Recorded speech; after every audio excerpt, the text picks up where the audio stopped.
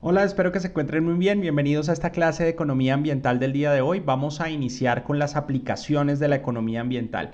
Básicamente lo importante es que a partir de estas clases vamos a entrar un poquito más de lleno en el tema de la economía ambiental. Vamos a aterrizar muchísimos conceptos que no hemos trabajado hasta el momento y esos conceptos nos van a permitir abrirnos, por decirlo de alguna manera, al mundo de la economía ambiental y a los costos y a las oportunidades que existen alrededor del ambiente.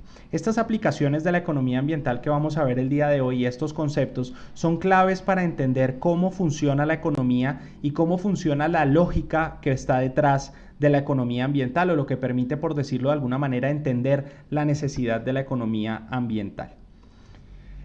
Bueno, pues básicamente este material se construye con base en experiencia, presentaciones previas, imágenes de internet y conceptos docentes, y es exclusivamente pedagógico. Algunos principios de economía ambiental. Entonces vamos a mirar a partir de ahora un par de principios que son básicos cuando hablamos de economía ambiental y que nos van a permitir entender cuáles son las dinámicas y los pensamientos que tienen las personas cuando se enfrentan a problemas con proyectos o con el desarrollo de proyectos o en el marco del licenciamiento, y que esto es lo que va a permitir, por decirlo de alguna manera, aterrizar en los conceptos de economía ambiental y aterrizar las necesidades que tienen las personas en torno a la economía ambiental y a sus territorios. Hay un concepto clave que es el costo de oportunidad. Este costo de oportunidad lo vamos a definir y me permito leer para poderlo explicar con claridad. El costo alternativo de oportunidad de la producción de una unidad del bien X es la cantidad del bien Y que debe sacrificarse a tal efecto. También se llama coste social. Esto lo dice Ferguson en 1975 y se basa, digamos, en una premisa muy clara. O usted hace una cosa o usted hace la otra, pero no puede hacer las dos al tiempo.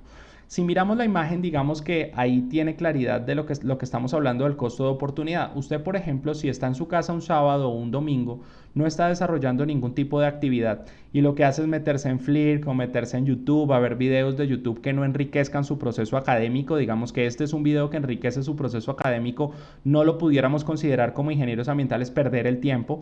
Si usted, por ejemplo, se mete en SlideShare a ver presentaciones que no tienen nada que ver con la carrera, en Facebook a chismosear a ver en qué anda Perencejito, en qué anda Sultanejito, o por ejemplo ahorita que tenemos el tema de TikTok, a menos de que usted sea un TikToker, como vamos a hablar ahorita dentro de un momento, o una persona que gana dinero con esto, sino que sencillamente usted sea un usuario de la plataforma y se dedique pues a visualizar videos, a ver videos, a reírse y a darle like, pues digamos que usted tiene un costo de oportunidad. ¿Qué quiere decir el costo de oportunidad? Que usted está haciendo una actividad que no le genera ningún tipo de rendimiento económico y en ese tiempo usted pudiera estar haciendo algo verdaderamente rentable.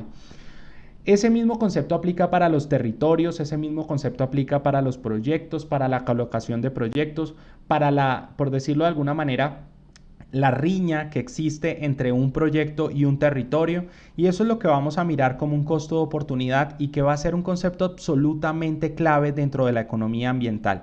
Si usted hace una cosa, no hace la otra. Si usted conserva el ambiente, pues no puede desarrollar actividades productivas. Si usted desarrolla actividades productivas, le va a quedar muy difícil hacer predios de restauración ecológica. Por ejemplo, si yo tengo una actividad petrolera en mi predio, pues en ese espacio físico no puedo hacer al tiempo apicultura. Es exactamente lo que quiere decir el costo de oportunidad. Si yo hago esta actividad o hago esta, ¿cuál es la diferencia en ingresos que yo voy a tener?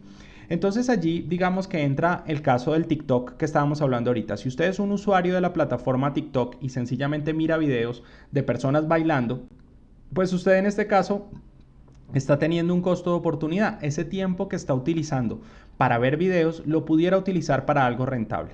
Ahora bien, si usted no es una persona que está mirando TikTok pues para chismosear bailes, sino que usted es quien baila y adicionalmente hace rentable la plataforma, usted no está en un costo de oportunidad, usted está desarrollando una actividad económica productiva.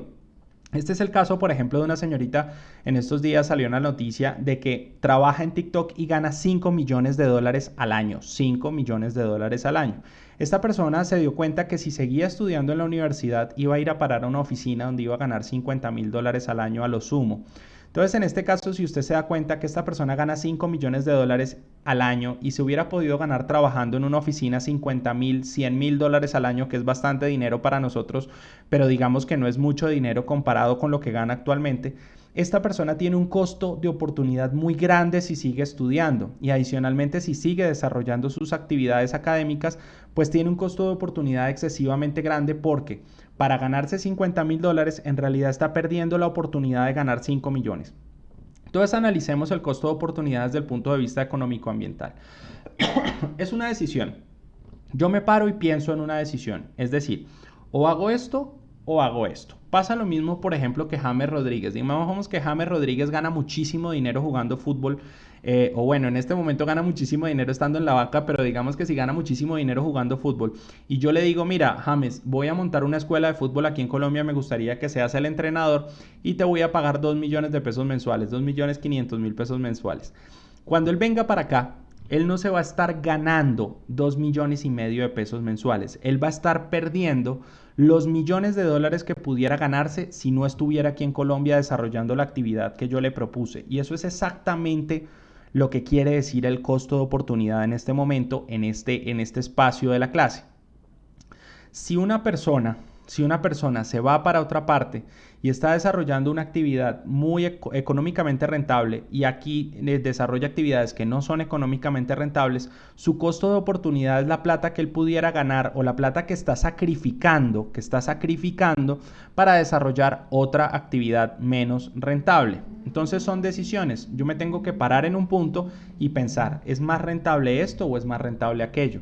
¿Es más rentable la actividad que estoy desarrollando o pudiera desarrollar alguna actividad un poco más rentable? El costo de oportunidad, cuando hablamos de espacios físicos, se puede bajar o se puede aterrizar a qué es más rentable en un territorio. Yo puedo hacer agricultura, por ejemplo, en 2-3 hectáreas. ¿Cuánto puedo ganar en 3 hectáreas de un cultivo? Pongámosle un ejemplo, vamos a ganarnos entre 10, 20, 30 millones de pesos. Nos fue muy bien y es un cultivo muy rentable, 300 millones de pesos. 100 millones de pesos, 300 millones de pesos, una hectárea de un cultivo. Si yo me estoy ganando esa cantidad de plata por hectárea, pero la cruzo, es decir, la enfrento a lo que pudiera ganarme haciendo actividades petroleras, por ejemplo, extrayendo petróleo de una zona, nos vamos a dar cuenta que ahí es donde cobra fuerza el sentido del costo de oportunidad, porque yo no estoy ganándome 300 millones de pesos. Digamos que en teoría estoy perdiendo la oportunidad de ganarme 1.000, de ganarme 20.000, dependiendo de la actividad que desarrolle. Entonces, cuando hablamos de un predio o de una actividad dentro de un espacio geográfico, vamos a entender este costo de oportunidad como la oportunidad o como la cantidad de dinero que yo pudiera ganarme si cambio la actividad económica del predio en el que me encuentro.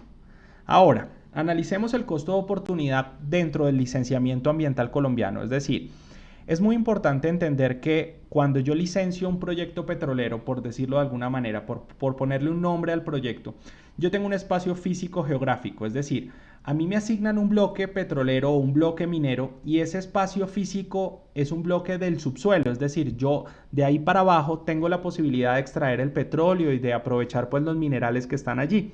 Sin embargo, el suelo, es decir, la superficie, pertenece a una persona que vive ahí, que tiene una finca, que tiene un desarrollo agrícola, que tiene un desarrollo ganadero.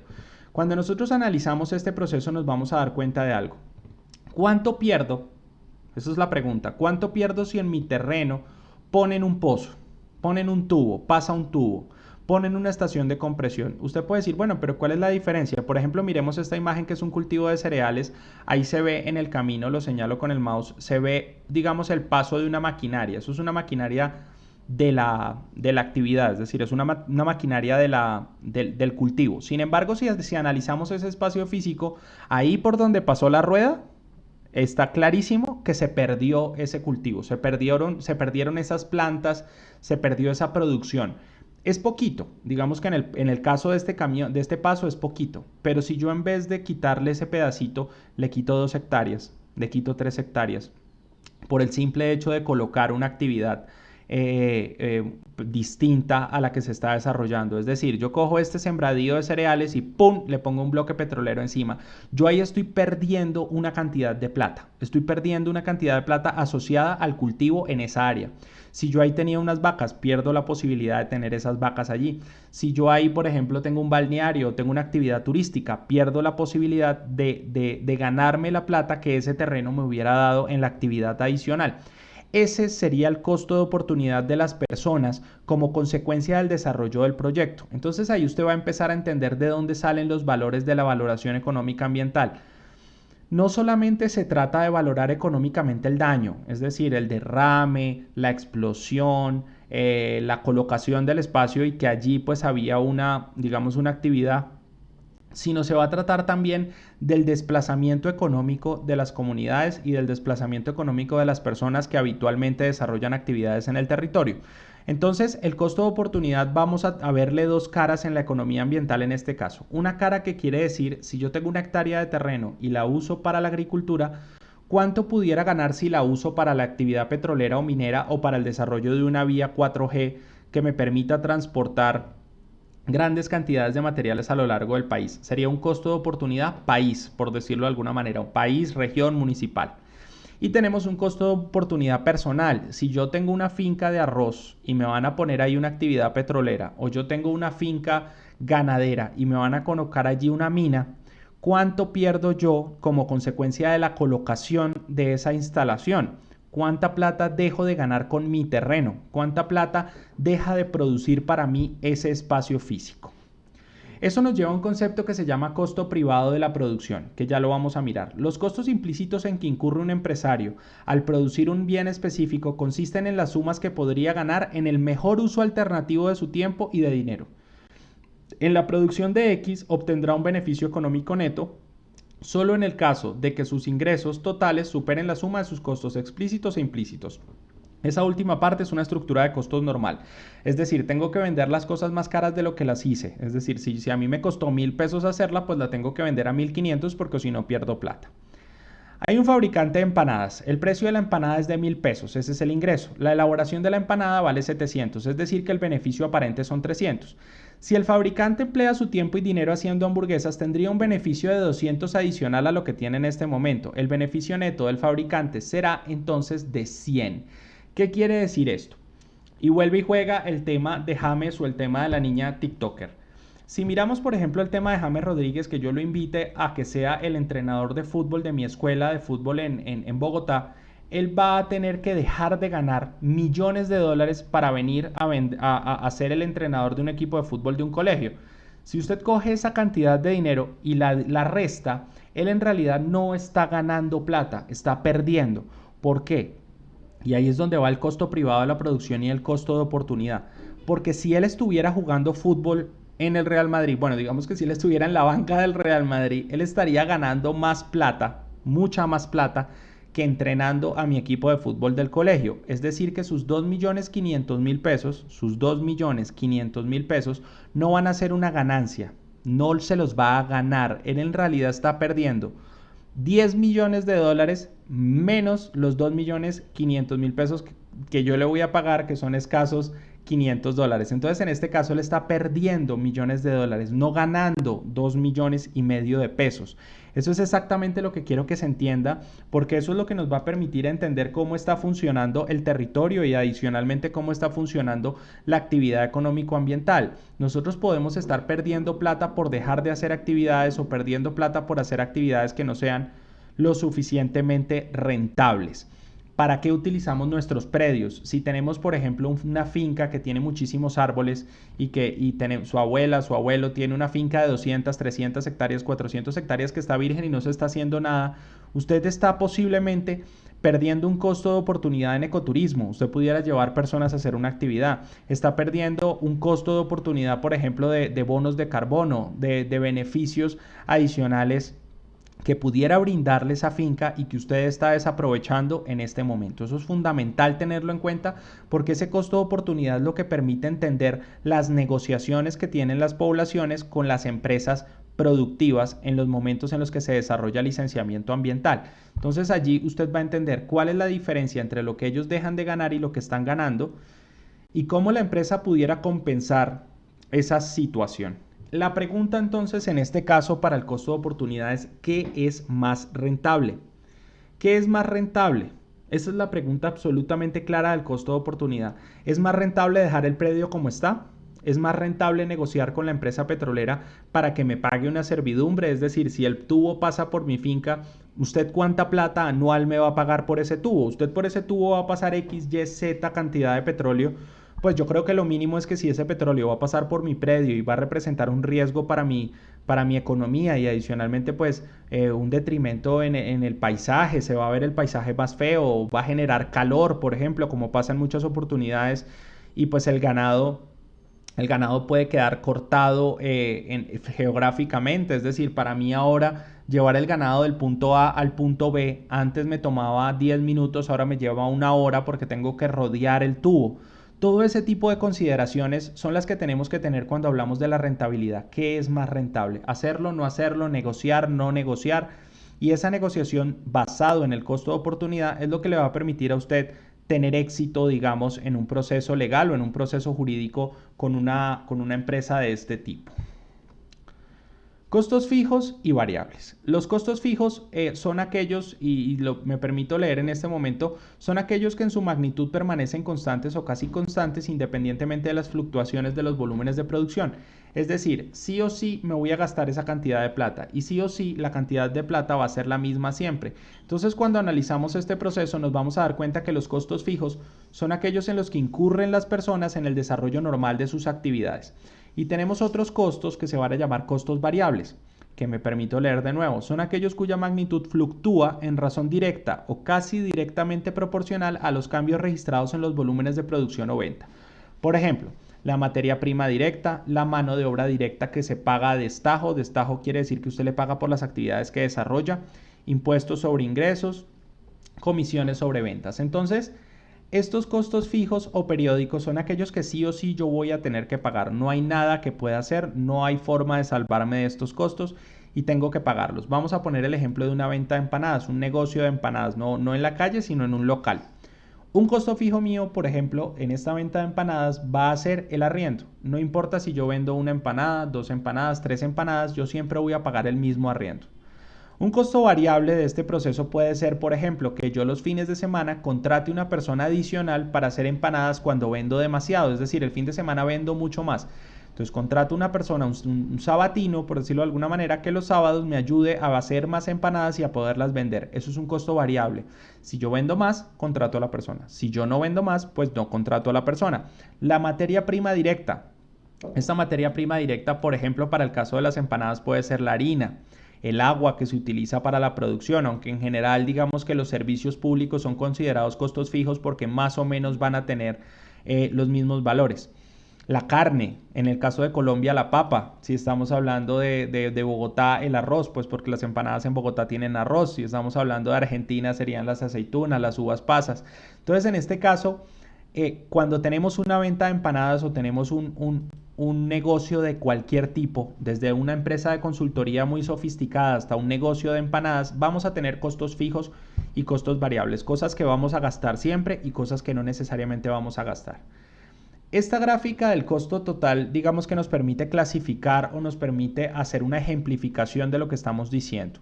Los costos variables van a ser la materia prima, que se utiliza para la producción o para la venta. Mientras más vendo, más materia prima compro.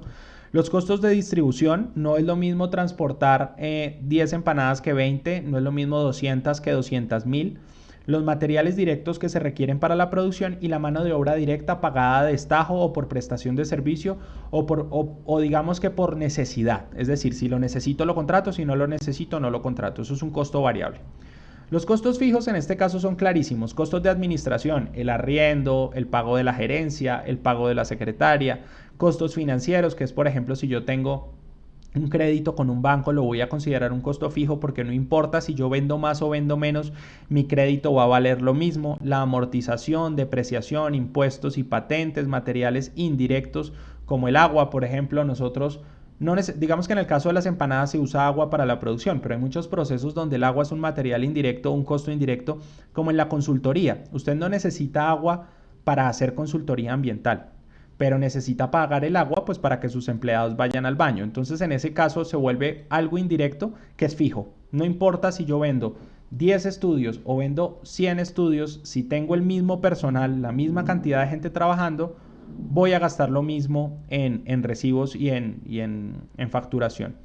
Mano de obra indirecta, aquellas personas, por ejemplo, que no dependen de la facturación, como la celaduría, como el personal de aseo. No importa cuánto venda o cuánto deje de vender, si no cambia mi planta, es decir, si yo no contrato más gente y ensucio más, sino que yo con 100 personas hago los mismos 1.000 millones o 2.000 millones o 3.000 millones, la celaduría siempre me va a costar lo mismo, no importa que yo venda más o venda menos. Y los gastos generales, digamos que papelería y todo ese tipo de cosas, vamos a considerar los costos fijos. El costo más riesgoso para el flujo de caja de una empresa o un proyecto, ¿cuál es? Ahí lo dice claramente, el costo fijo.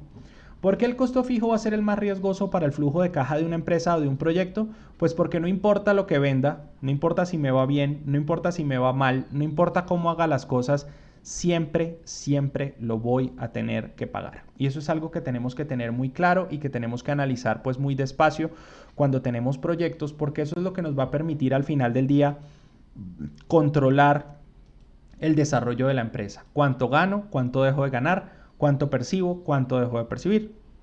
O por ejemplo, sin importar cuánto venda, cuánto tengo que sacar de mi bolsillo. En este momento lo que tiene matadas a las personas y a muchísimas empresas es el costo fijo, el costo del arriendo, el costo del personal que siempre tiene que estar disponible, pues porque evidentemente un restaurante que no está funcionando, pues no está comprando carne, no está comprando pollo, no está comprando verduras. Ese tipo de gastos o de costos variables no los están afectando, pero tiene unos empleados fijos que ganan un salario mensual sin importar cuántos almuerzos venda, tienen un arriendo que sin importar cuántos almuerzos venda tienen que pagarlo, y en ese caso, y pues una serie de deudas también, costos financieros. Eso es lo que se come a las empresas, el costo fijo. Entonces digamos que una consigna cuando estamos hablando a nivel empresarial es mantenga muy bajos sus costos fijos, y si no los mantiene bajos, por lo menos controlados, que no importa lo que pase con su producción, usted pueda pagarlos. Hay un costo muy importante para este tema de la economía ambiental, que es el costo marginal. One more, please. Uno más, por favor. El costo marginal es la adición al costo total imputable a una unidad adicional de producción. Es decir, si yo voy a producir uno más, ¿cuánto me cuesta producir uno más? Esa es la respuesta del costo marginal. ¿Cuánto me cuesta producir uno más? Volvamos al ejemplo de las empanadas. Digamos que esta clase la vamos a llamar la clase de las empanadas, y es muy fácil para ustedes y para todos entender este proceso. Todos hemos comido empanadas en algún negocio y hemos llegado tarde, es decir, el negocio cierra a las 10 de la noche, a las 9 de la noche, y nosotros decimos, señora, me regala por favor una empanada de carne, y la persona le dice, no, vecino, ya no hay empanadas de carne. Usted le dice, venga, pero no me puede preparar una empanada de carne, yo quiero una empanada de carne. La persona le va a decir, no le voy a producir una empanada de carne. ¿Por qué? La respuesta, si la persona tuviera claros los conceptos, es el costo marginal. ¿Por qué el costo marginal? ¿Cuánto me cuesta hacer uno más? Si yo, por ejemplo, abro una bolsa de harina y me alcanza para hacer, por ejemplo, por poner un ejemplo, me alcanza esa bolsa de harina para hacer 100 empanadas, y yo voy en la empanada 97, hacer una empanada más me va a costar 100 pesos, me va a costar 50 pesos, por decirlo de alguna manera. Es decir, no me cuesta nada producir una más, yo se la puedo hacer. Si está de día, si son las 10 de la mañana y yo todavía estoy en proceso, estoy empezando, pues yo le hago su empanada y no hay ningún problema. Pero el costo de oportunidad, hay momentos en los que se incrementa exponencialmente hacer uno más. ¿Qué quiere decir? Usted una bolsa de harina le alcanza para 100 empanadas, por poner un ejemplo. 2 libras de carne, 3 libras de carne, 100 empanadas. 3 libras de carne, 100 empanadas. 10 papas, 100 empanadas. Si sumamos este proceso y llega un momento en el que usted tiene sus 100 preparadas y las tiene ahí, y una persona le dice que quiere una empanada más, una más, la 101 le va a costar muchísimo más que la 99. ¿Por qué? Porque usted ya cerró la producción, ya tendría usted que abrir una nueva, por decirlo de alguna manera, tendría que abrir un nuevo paquete de harina, tendría que abrir un nuevo paquete de carne, tendría que descompletar las papas, tendría que pagarle extra a la persona que lo ayuda en el negocio para producir esa empanada de más. Entonces le sale más caro hacerla que no hacerla. Es preferible no hacerla que hacerla y perder plata, perder la apertura de la bolsa de harina. Entonces ese costo marginal es muy clave en el sentido de que es lo que nos permite analizar ¿Qué pasa si yo creo uno más? ¿Gano plata o pierdo plata? Hay momentos en que, por ejemplo, ahí es donde usted dice, no entiendo por qué las empanadas las venden por docena. No entiendo por qué los huevos los venden por cajetilla. No entiendo por qué, por ejemplo, las promociones son de 2 en 2 y no de 3 en 3. El costo de oportunidad tiene que ver con ese concepto. Muchas personas analizan sus costos marginales y se dan cuenta que vender una unidad adicional es más caro. Por ejemplo, si yo vendo 6 huevos, prefiero no vender 7, sino saltar de 6 a 12, porque si vendo 7 pierdo plata. Yo no puedo hacer un paquete de 6, uno de 7, uno de 8, uno de 9, uno de 10, porque pierdo plata. Es preferible hacer un paquete de 6 y de saltar de ahí a uno de 12, o uno de 12 y saltar de ahí a uno de 24, de 30, no sé, depende de la producción. Ahí es donde quiero que analicemos todos y tengamos muy claro que el costo marginal, el costo de oportunidad, el costo privado de la producción es lo que permite entender las dinámicas, es lo que permite entender cómo piensan y cómo se debe proyectar una empresa desde el punto de vista económico. ¿Qué tiene que ver esto con la economía ambiental? Tiene mucho que ver en el sentido de que la economía ambiental se basa en utilizar estas herramientas para el ambiente, aplicar el costo de oportunidad a los problemas ambientales, aplicar el costo marginal a los temas ambientales, aplicar el costo privado de la producción a los temas ambientales y con estas herramientas ayudar a solucionar estas problemáticas. Competencia perfecta es otro de los términos que vamos a mirar el día de hoy. Es el modelo económico de un mercado que posee las siguientes características. Primera, cada agente económico actúa como si los precios estuviesen dados, es decir, todos sabemos cuánto cuesta todo. Yo sé cuánto le cuesta producir la gaseosa Coca-Cola, sé cuánto le cuesta producir la gaseosa Postobón, sé cuánto me va a cobrar por ella este actor A y cuánto me va a cobrar este actor B. El producto es homogéneo, todos los productos son iguales. Si yo voy a comprar gaseosas negras, todas son iguales. Si yo voy a comprar gaseosas rojas, todas son iguales. Eso haría que la competencia fuera perfecta, porque compiten entre sí de manera perfecta, ofrecen lo mismo, por decirlo de alguna manera. Hay libre movilidad de recursos, todo el mundo puede gastarse la plata como quiera, es decir, que no existen modelos económicos restrictivos, todo el mundo puede hacer con su dinero lo que quiera. Y finalmente hay un conocimiento perfecto del mercado. Todo el mundo conoce el mercado y sabe qué hay, qué no hay, quién vende, quién no vende, a cómo vende el uno y a cómo vende el otro. Eso sería una competencia perfecta. Piense usted, ¿existe la competencia perfecta? Esos 4 factores se dan en todos los tipos de competencia. Todos somos agentes económicos que sabemos los precios de todo, sabemos que los productos son exactamente iguales, todos nos podemos gastar la plata como queramos y el conocimiento del mercado para nosotros es perfecto. Ahí es donde usted analiza si la competencia perfecta finalmente existe. Por ejemplo, miremos acá y digamos que eso lo vamos a ver un poco más adelante, pero ¿existe la competencia perfecta, por ejemplo, en Procter & Gamble? Miremos las marcas de Procter & Gamble. Tenemos acá Head & Shoulders, y tenemos acá Pantene. ¿Puede existir una competencia perfecta entre Head & Shoulders y Pantene si ambos pertenecen a la misma empresa, al igual que Herbal Essences? Entonces, cuando analizamos este proceso, decimos, bueno, venga, es decir, se supone que ellos compiten junto con Wella o Willa y se supone que compiten. ¿Cómo van a competir si son el mismo conglomerado empresarial? ¿Sí se están compitiendo o en realidad existe ahí, digamos, una ayuda entre los dos? Gillette y Old Spice compiten. Entonces, digamos, Always y Tampax, cuando analizamos esas competencias o esas supuestas competencias, nos damos cuenta que no va a existir todo un desarrollo detrás de estas competencias, pues porque en realidad no están compitiendo. Tenemos a Lux por acá abajo y a Dove por acá arriba en Unilever. Tenemos a Ben Jerry's, que es una marca de helados, y tenemos aquí abajo la marca del corazoncito, que en algunos países se llama Tío Rico, acá se llama Crimelado, creo que es la de este corazoncito. Tenemos a Cornetto, que es otra marca que en teoría debería competir, pero en realidad no están compitiendo. Entonces ahí podemos analizar cómo funciona pues el tema de las competencias y de las competencias perfectas e imperfectas.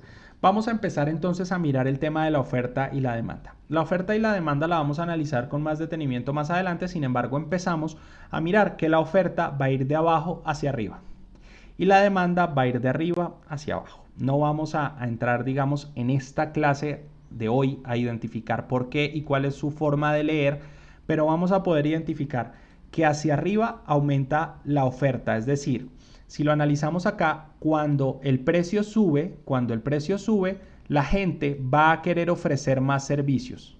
Y cuando la demanda baja, es decir, cuando la gente no quiere comprar muchas cosas, va a disminuir, cuando el precio de la demanda baja, es decir, cuando el precio baja, la demanda aumenta. Cuando el precio baja, la demanda aumenta. ¿Qué quiere decir? Que a más barato, más gente va a querer comprar una mayor cantidad. Digamos que hasta ahí vamos a parar con esa conversación. Sin embargo, lo vamos a analizar con detenimiento un poco más adelante. En competencia perfecta, así se ve una firma. Esta distancia que existe aquí abajo, esta distancia que existe acá abajo es el beneficio marginal. Es decir, cuánta plata va a ganar la persona por una unidad adicional, de venta. Cuando el costo marginal sube, la persona cada vez va a ganar menos. Cuando el costo marginal aquí estaba muy bajito, quiere decir que a mí producir una unidad adicional me cuesta poquito, pues yo gano mucho, que es el caso de las empanadas, las 100 empanadas dentro del modelo de negocio. Cuando el costo marginal sube demasiado, yo dejo de ganar, porque producir una unidad adicional me cuesta más de lo que yo la vendo, que es este ingreso marginal.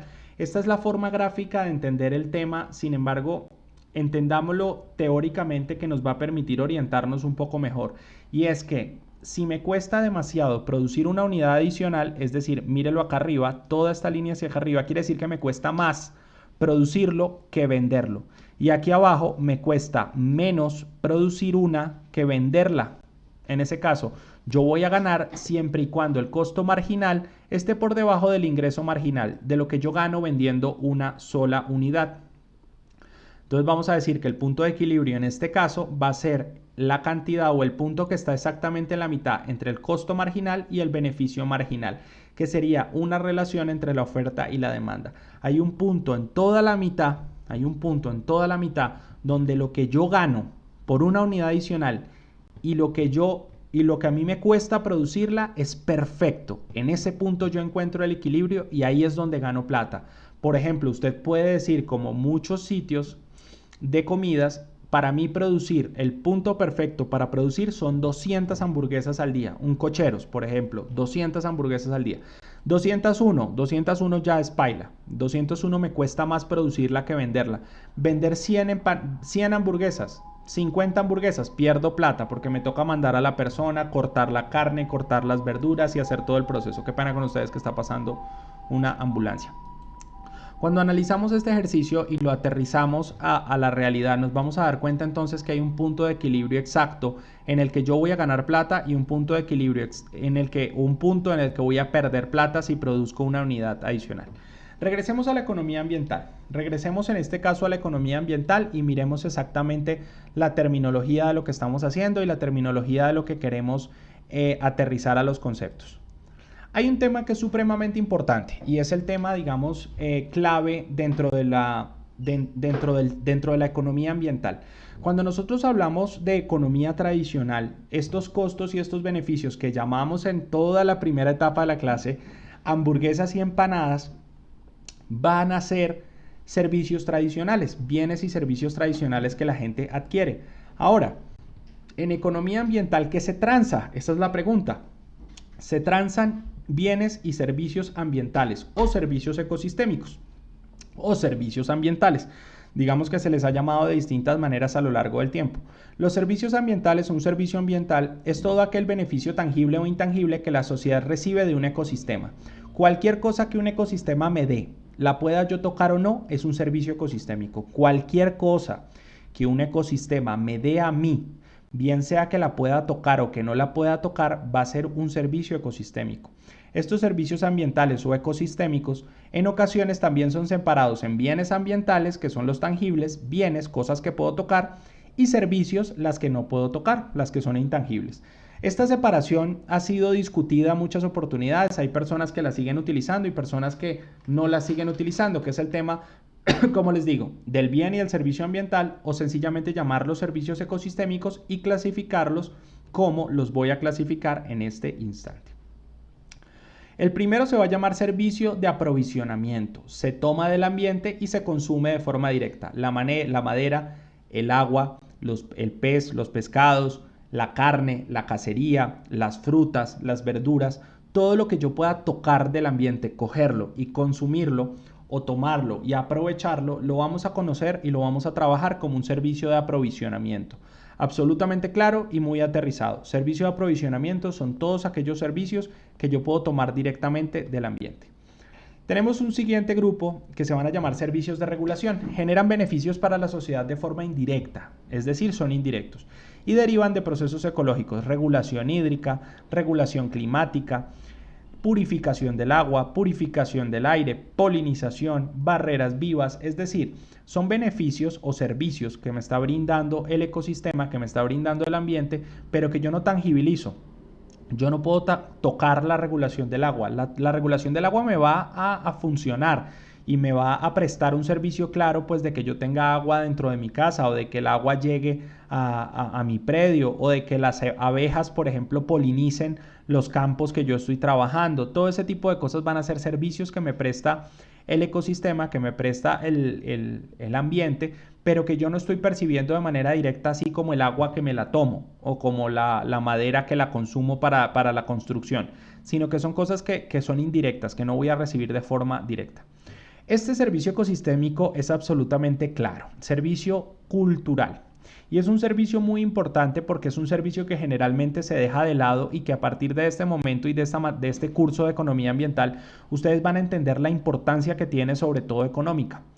Son beneficios no tangibles que la sociedad recibe de los ecosistemas, pero que no obstante representan un factor decisivo en la conservación y preservación de los mismos. En esa foto que tenemos allí, que ustedes pueden observar, hay unas personas con un búfalo. Eso es en Indonesia. Tienen un búfalo y ese búfalo está en unos campos de arroz. Para nosotros puede ser sencillamente un trabajo agrícola, es decir, ellos están desarrollando una plantación de arroz, por lo tanto tienen pues un búfalo de agua que les permite desarrollar sus actividades laborales.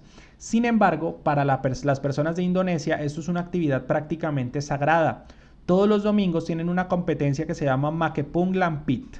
El Makepung Lampit es una carrera que se hace en los campos de arroz utilizando los búfalos de agua. Entonces, si analizamos este contexto, nos damos cuenta que para ellos el búfalo de agua, los estanques donde van a hacer el cultivo de arroz, el arado, no es únicamente una actividad laboral, es una actividad cultural y una actividad de entretenimiento.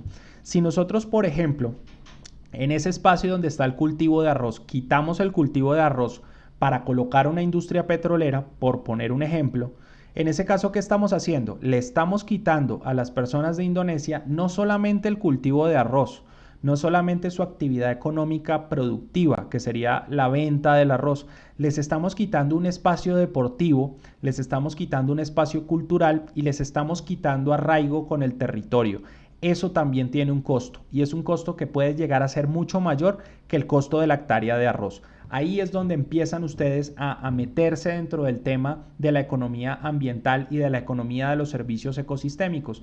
Si analizamos el contexto de lo que yo les estoy diciendo en este momento, podemos entender que no se hace una valoración del costo de oportunidad únicamente económico o del costo de oportunidad de la actividad laboral, sino que adicionalmente vamos a tener que valorar económicamente actividades muy distintas, como el caso del Makepung Lampit para los indonesios, para las personas de Indonesia. Eso mismo pasa en Colombia. Digamos que les pongo este ejemplo como para internacionalizar el asunto y que no nos peguemos solamente de Colombia y que digamos que podamos hablar de cualquier cosa. Pero por ejemplo, este es un caso a nivel mundial que pudiera ser muy representativo.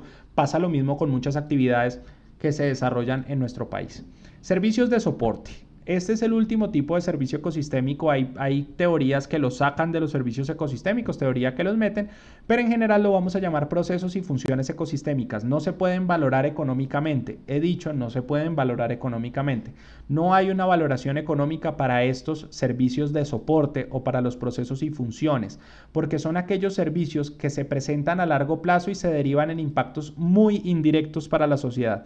No son servicios de regulación, sino son la base de los servicios ecosistémicos, el ciclo del agua, el ciclo del carbono, el ciclo del nitrógeno.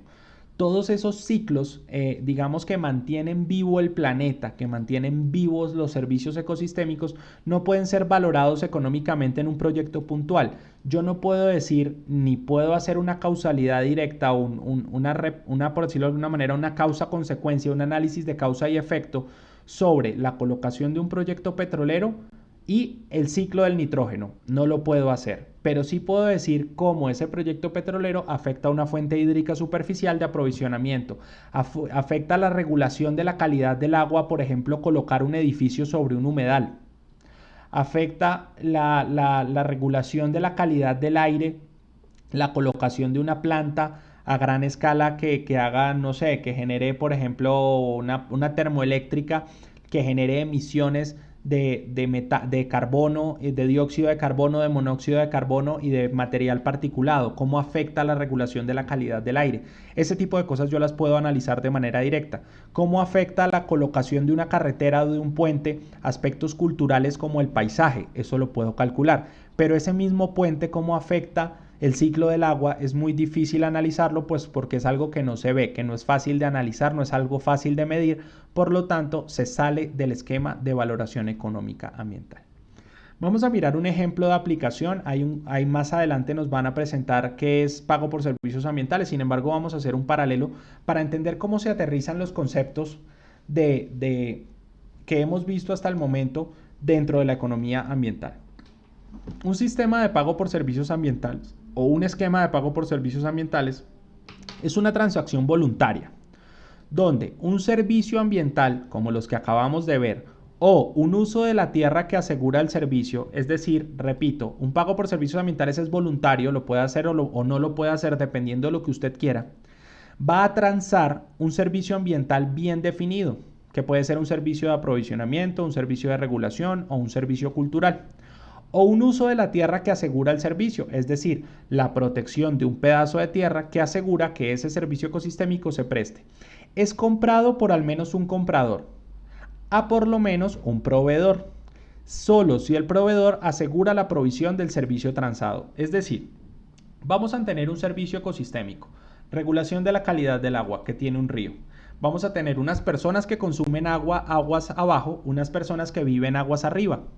Si las personas aguas arriba aseguran la prestación del servicio de regulación de la calidad del agua o protegen la tierra que asegura que el río tenga buena calidad del agua, la gente de abajo le compra eso, le paga eso a la gente de arriba, por ponerlo en términos sencillos.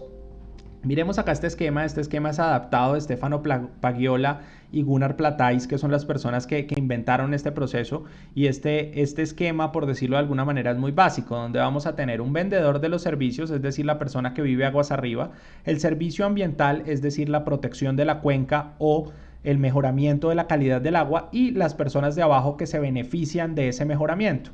Esto va a tener un mecanismo financiero que es la forma en la que yo le pido la plata a estas personas, un mecanismo de pago que es la forma en la que el pago de estas personas va a llegar a estas, es decir, en el que el pago de los beneficiarios va a llegar a los proveedores del servicio ambiental, y un mecanismo de supervisión que va a identificar dos cosas. Uno, que el pago se haga, y dos, que el servicio ambiental sí se preste, que era el último pedacito que decía acá, solo si el proveedor asegura la provisión del servicio.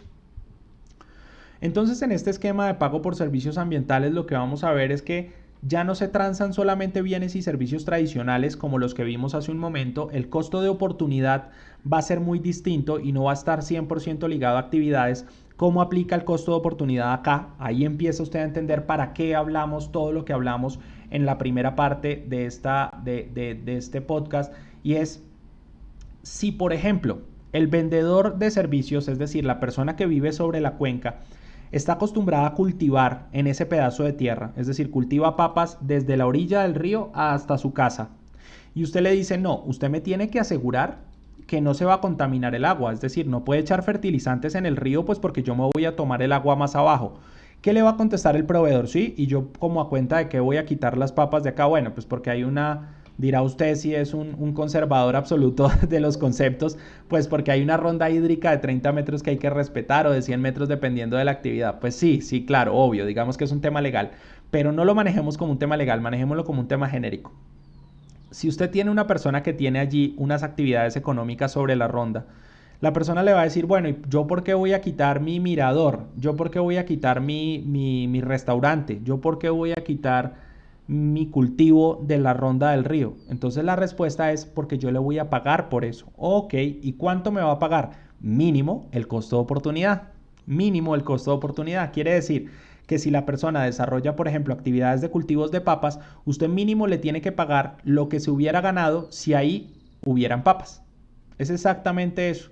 Si yo ahí en esa franja de tierra tengo ganado, ¿cuánto me hubiera ganado si tuviera ganado, si tuviera reses o cualquier tipo de especie allí en ese espacio físico? Allí es donde empieza a surgir efecto y a entenderse el costo de oportunidad dentro de la economía ambiental. Mínimo, usted le debe pagar a las personas que le prestan un servicio ambiental su costo de oportunidad por la actividad más rentable que desarrollarían en ese predio. Miremos acá un ejemplo, digamos un poquito más aterrizado. Por ejemplo, tenemos acá un proveedor de servicio que es el dueño de un predio con importancia ambiental que le va a vender, por ejemplo, secuestro de carbono, protección de la biodiversidad, protección de cuencas hidrográficas, belleza escénica a personas que usan un acueducto o a una empresa privada que le interesa. El mecanismo financiero puede ser el acueducto, el aseo, las corporaciones, la alcaldía o un privado. El mecanismo de pago, una ONG, una cooperativa o la Junta de Acción Comunal. ¿Y quién va a hacer control? Puede ser la autoridad ambiental, puede ser la empresa privada, puede ser una empresa consultora, puede ser quien sea que va a vigilar que le paguen a las personas y que el servicio ambiental se preste. Esto sería, por decirlo de alguna manera, un ejemplo de lo que vamos a hacer. Hay varios tipos de esquema de pago por servicios ambientales, vamos a pasar rápidamente por acá. Hay unos que se basan en el área y otros que se basan en el producto, es decir, hay unos que se clasifican según el vehículo de conservación en basados en área, es decir, que yo protejo un espacio físico geográfico, y basados en el producto, que es, por ejemplo, la prestación de servicios verdes a través de productos verdes. Por ejemplo, cuando usted compra una verdura orgánica o cualquier cosa que provenga de un cultivo orgánico, usted lo que está comprando es un producto que tiene inmerso un servicio ambiental. Ahí hay un pago por servicios ambientales basado en producto. Hay una clasificación según el comprador, puede ser un comprador público o privado, se lo puede comprar cualquier persona, bien sea del Estado o bien sea no del Estado. De uso restringido de realce productivo, hay esquemas de pago por servicios ambientales que son para no usar un predio restringido, no usarlo.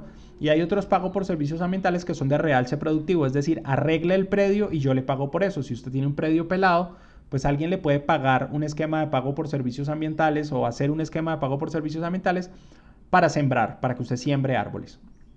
Clasificación según el tipo de pago, puede ser en efectivo o en especie. Usted le puede pagar a la gente en plata o le puede pagar a la gente en cosas. Semillas, fertilizantes, orgánicos, maquinaria, muchísimas cosas. Lo importante es que usted le dé una retribución a las personas. ¿Por qué muchas veces se utiliza el pago en especie para el pago por servicios ambientales? Para evitar la pérdida de la fuga de capital, que usted le entregue la plata a la persona y que se la gaste en trago. Entonces, para que eso no pase, usted le paga en especie, le da un tractor, le da semillas, le da cualquier otra cosa que no sea dinero, porque las personas muchas veces en el campo también van a valorar muchísimo más las cosas que el dinero. Es decir, para una persona conseguir un tractor es más difícil de lo que usted piensa. Usted le da la plata y la persona tiene que venir a la ciudad a comprar el tractor, hacer los papeles, transportar el tractor, un gallo.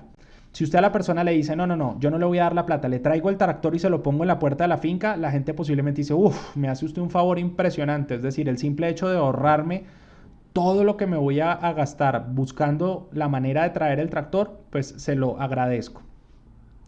¿Cómo se distingue un banco de conservación del recurso hídrico desde el cielo o desde, digamos, desde el espacio? En este caso, este es un sistema silvopastoril pintado, es decir, esto está pintado, no es hecho, pero un sistema silvopastoril ya lo vamos a mirar, que es básicamente la combinación de especies, es decir, la combinación de árboles, arbustos y gramas y gramíneas para el desarrollo de la ganadería. Ya lo vamos a hablar un poquito más a fondo. Y los bancos de conservación son espacios físicos asociados a esquemas de pago por servicios ambientales, como por ejemplo, cuando hablamos hace un momento de la protección de una fuente hídrica, muchas gracias, de una fuente hídrica, qué pena, nos vamos a dar cuenta, por ejemplo, Que las personas aguas abajo, si la cuenca no está bien protegida, van a tener muchos sedimentos, el acueducto puede llegar cargado de sedimentos, puede llegar cargado de residuos, adicionalmente hay una disminución en la calidad y en la cantidad del agua como consecuencia, digamos, de la deforestación de las fuentes hídricas, de los bosques de galería. Entonces, en este caso, ¿cómo se ve un banco de conservación? Pues es tomar los predios de las personas y empezar a sembrar a lo largo de la cuenca para que esa cuenca mejore. Ese es el objetivo de estos esquemas de aplicación de la economía ambiental.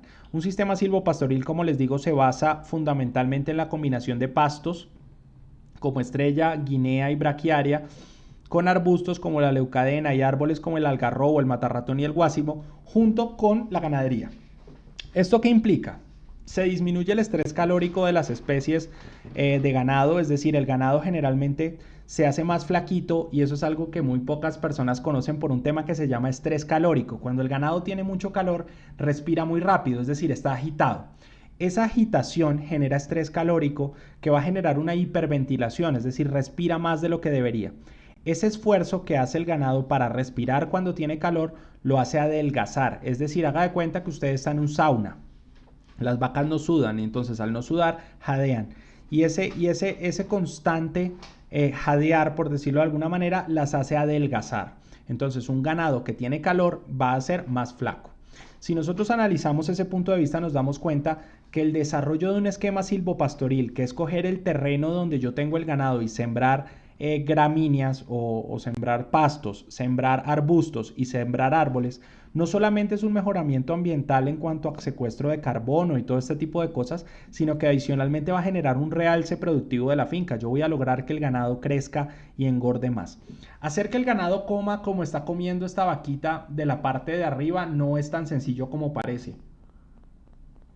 El ganado tiene que ser, por decirlo de alguna manera, condicionado, tiene que pasar un tiempo para que aprenda a comer de esta manera. Sin embargo, cuando se logra, básicamente vamos a tener un sistema silvopastoril efectivo y un sistema silvopastoril bien desarrollado que poco a poco nos va a permitir trabajar el desarrollo de la ganadería de una manera más sostenible. Es decir, la ganadería se puede hacer sostenible. Lo que no se debe seguir haciendo es lo que está en esta foto. Muchas veces en el llano las personas piensan que esto es bueno, es decir, el ganado ya está enseñado. Es una frase que se utiliza normalmente, el ganado ya está enseñado. Cuando va a cambiar de potrero, él sabe que va a cambiar de potrero y se pega de la cerca. Usted dice, eso no está bien. Eso es un ganado que tiene un estrés alimenticio, está sobrepoblado y quiere pasar de terreno pues porque está empezando a sentir hambre y a sentir estrés de tener tantas vacas juntas una al lado de la otra. Eso no se debe seguir haciendo en el sentido de que lo que se está haciendo es sobreexplotando los suelos, aumentando la compactación de los suelos, aumentando la generación de gases de efecto invernadero asociados al ganado que genera metano, que es 24 veces más fuerte que el dióxido de carbono, o un gas de efecto invernadero más fuerte que el dióxido de carbono. Y no está bien. Digamos que lo que se debe buscar es esto, que el sistema sea muchísimo más ordenado, que el ganado esté más cómodo, que no tenga calor, y que digamos que se busque, por decirlo de alguna manera, un equilibrio entre la generación de gases de efecto invernadero de la ganadería y la captura de gases de efecto invernadero del predio donde está el ganado. Ese sería un equilibrio ideal. Si analizamos esto, nos vamos a dar cuenta que la ganadería sostenible sí existe y que los procesos de ganadería sostenible son posibles siempre que se desarrollen de manera ordenada y entendiendo la economía ambiental, la economía asociada a factores ambientales. ¿Cuál es mi costo de oportunidad por tener esto? ¿Cuánta plata estoy dejando de ganar por cada res? Cada vaca que se hace más flaca, ¿cuánta plata yo podría estar ganando si ellas estuvieran en una condición mejor, si el estrés calórico no existiera? Si los árboles fueran lo suficientemente frondosos. Adicionalmente, en este esquema silvopastoril multiestrato, como lo vemos en la imagen, el ganado no solamente tiene este alimento del piso, sino que adicionalmente va a tener el de los arbustos y el de los árboles. Si usted adicionalmente corta o poda los árboles, en una hectárea de terreno, usted va a tener más alimento que otorgarle a su ganado. eso es todo básicamente cuando hablamos de la aplicación de los servicios ecosistémicos, de los bienes y servicios ecosistémicos y adicionalmente de la economía ambiental a los temas básicos de conservación. La idea básicamente es que empecemos a aplicar estos conceptos, que los entendamos y entendamos cómo se relacionan con las herramientas que nos brinda la economía ambiental y que vamos a ir viendo a lo largo del curso. El día de hoy me parece muy importante resaltar el tema del pago por servicios ambientales o los pagos por servicios ambientales que vimos en las diapositivas y que adicionalmente nos van a permitir entender cómo se aplica la economía a todos estos conceptos. Les agradezco muchísimo. Seguimos entonces en contacto. Muchas gracias por haber visto este video, por haber escuchado este podcast en caso de que lo escuche con YouTube Premium, eliminando pues la imagen. Muchísimas gracias y quedo muy pendiente pues de las preguntas que tengan y que puedan hacer a lo largo del desarrollo de la próxima semana y adicionalmente dentro de las preguntas del canal. Muchísimas gracias, les agradezco mucho, un fuerte abrazo. Chao, chao.